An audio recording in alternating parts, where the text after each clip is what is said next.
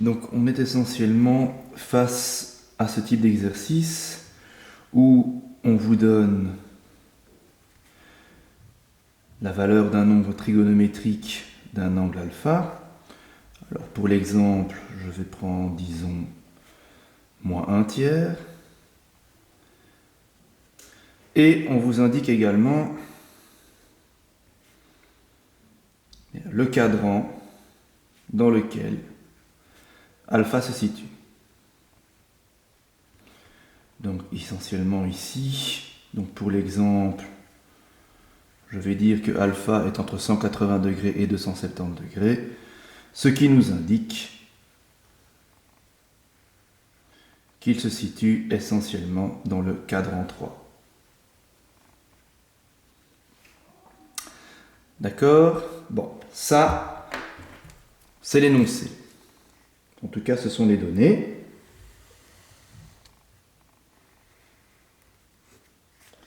Et vous, ce qu'on vous demande dans cet exercice, c'est tiens,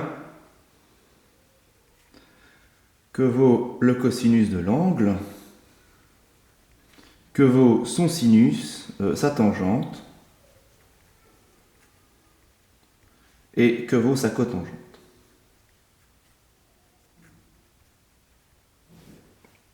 D'accord? Alors, pour répondre à cette question, le schéma général est toujours le même.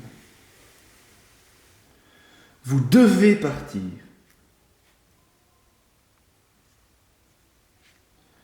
donc on part de l'identité, donc l'identité fondamentale, donc qui vous dit que le cos d'un angle, si je le mets au carré, et si je lui ajoute le carré du sinus du même angle, eh bien, ça fait toujours 1, quelle que soit la valeur de l'angle alpha qu'on a ici au début. Alors c'est assez simple, en tout cas la méthode est assez simple, parce que dans l'énoncé, on vous dit que sin alpha, ça vaut moins 1/3. Eh bien, dans l'identité fondamentale, je vais replacer la donnée qui est donnée dans l'énoncé. Et donc je remplace ici dans l'exemple sin alpha par moins 1/3. Donc ça me donne donc cos alpha au carré plus moins 1/3 au carré équivaut donc 1. Donc j'ai juste remplacé le sinus ici par moins 1/3. Attention, s'il y a un signe moins, il faut bien l'intégrer dans le carré. D'accord? Le moins 1/3 est bien dans mon carré ici. Et donc va disparaître, parce qu'un négatif, quand je le mets au carré, ça devient positif. Donc si je réécris ce que je viens d'obtenir, donc en élevant le 1/3 au carré, je tombe sur 1/9. Et en passant le 1/9 de l'autre côté, je vais pouvoir déterminer la valeur du cosinus alpha au carré. Donc elle va valoir 1 moins 1/9, c'est-à-dire 8/9. Bon. Mais ça, c'est la valeur de cos alpha au carré. Donc pour trouver la valeur de cos alpha, il faut que j'élimine le carré. Et comment élimine-t-on un carré? Eh bien tout simplement en prenant la racine carrée du nombre. Attention, quand on élimine en carré en prenant la racine carrée, on peut soit prendre la racine positive, soit prendre la racine négative. Donc, il y a un choix à effectuer entre le fait de savoir si tiens le cosinus est positif ou si tiens le cosinus est négatif. Alors, comment choisir? Eh bien, c'est la deuxième indication qui est donnée dans l'énoncé, à savoir le quadrant dans lequel l'angle se situe. Alors ici, on nous dit que le quadrant dans lequel l'angle se situe, c'est le quadrant 3. Et je sais que dans le quadrant 3, les cosinus qui se déterminent sur l'axe des x sont négatifs.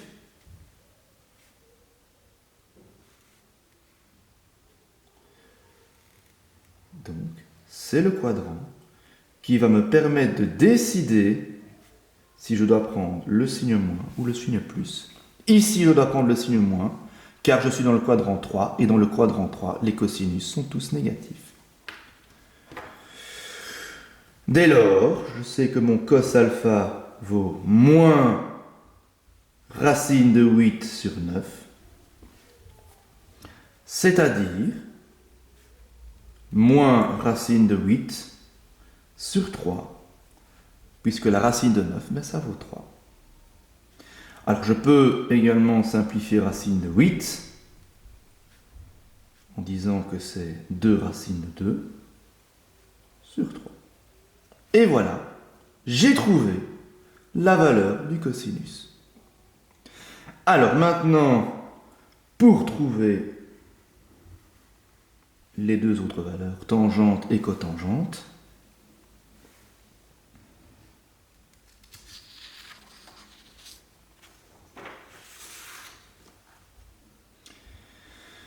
eh bien, je vais repartir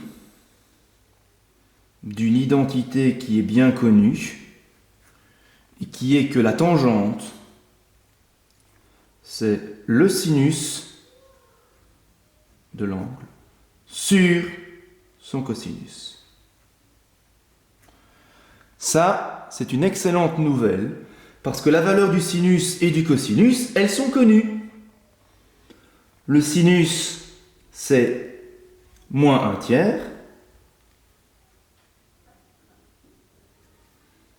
Je vous rappelle que c'est exactement la valeur qui était donnée ici dans l'énoncé. Et le cosinus, eh bien tout simplement, c'est la valeur que je viens de calculer, c'est-à-dire moins 2 racine de 2 sur 3, que je peux donc remplacer ici, moins 2 racine de 2 sur 3. Alors, les 3 se simplifient, les moins aussi. Et que me reste-t-il? 1 sur 2 racine de 2. Alors, éventuellement, si vous n'aimez pas avoir des racines au dénominateur, vous pouvez l'éliminer en multipliant simultanément le numérateur et le dénominateur par cette même racine. Donc, c'est-à-dire que je vais multiplier en dessous par racine de 2 et au-dessus par racine de 2. Ainsi, les racines de 2 vont donner 2. Donc, je vais obtenir 2. Les 2 racines de 2 qui me donnent 2. Et au-dessus, je trouve 2. Ce qui me donne finalement 1 fois racine de 2, c'est-à-dire racine de 2, 2 fois 2, c'est-à-dire 4. Alors, pour trouver maintenant la valeur de ma cotangente, eh bien, c'est très simple. Il suffit de prendre l'inverse de la valeur de la tangente. Alors, je vais tout de suite prendre comme valeur de la tangente celle-ci, parce que c'est la plus simple. je remplace donc par 2 racines de 2. Et puisque maintenant j'ai une fraction sous une fraction, il me suffit de remultiplier